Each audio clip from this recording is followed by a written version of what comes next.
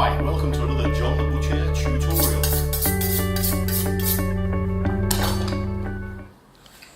Today I'm going to show you how to cook the perfect steak. I mean, that is just Scotch fillet, absolutely beautiful.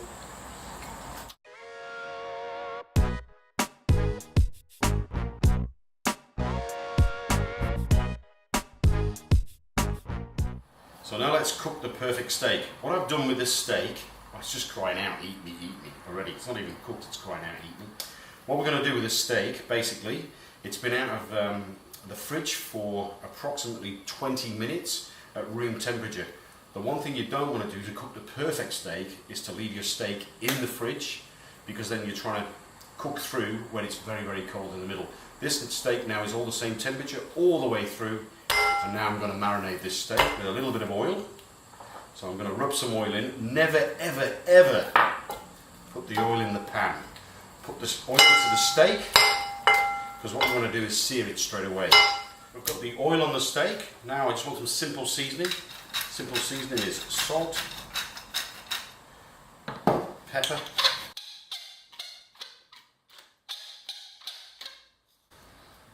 on one side. Okay. Turn it over. So we've got the pan on. I can now feel the heat radiating through there now. It's really piping hot. Piping hot. We've got the steak at room temperature. You just hear that? That's a nice sizz. So we drop the steak down.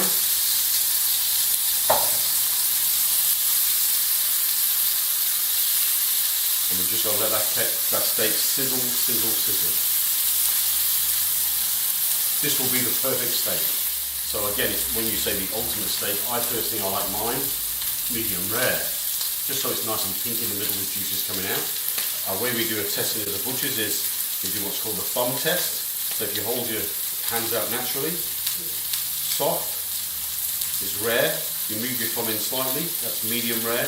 Move it in and press. It's very, very hard and tough, which means it's going to be well done. So obviously the longer you cook that steak, that steak will dry out and become tougher and tougher and tougher. So we've got the steak on there frying away. I've got it on the griddle.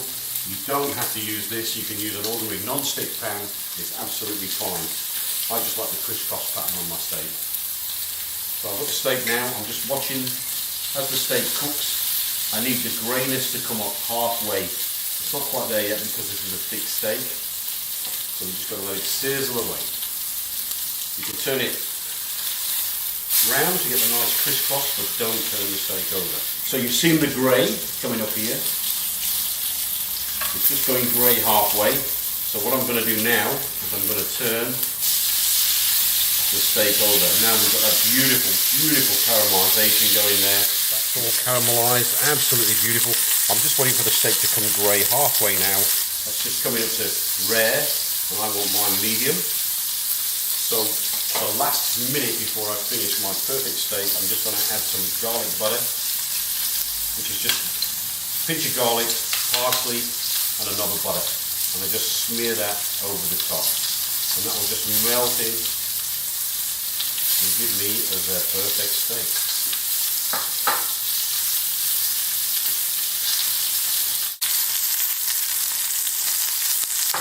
Normally we'd only turn your steak once, but I've turned it twice just to sear the garlic butter in. And now what I'm going to do is turn the heat off.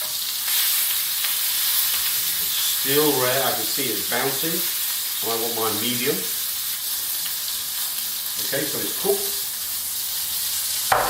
Leave it there. Right, so we've cooked the steak. Now let's just have a look at the perfect steak. And as I say, I like mine medium rare. We open that out. There we have, and there we have the perfect steak. Absolutely juicy. Look at the juices. Absolutely beautiful. That is Scotch fillet on the bone. Absolutely beautiful. It is the ultimate steak. Ultimate steak is the best. What do you think, Pinky? What do you think? Oh.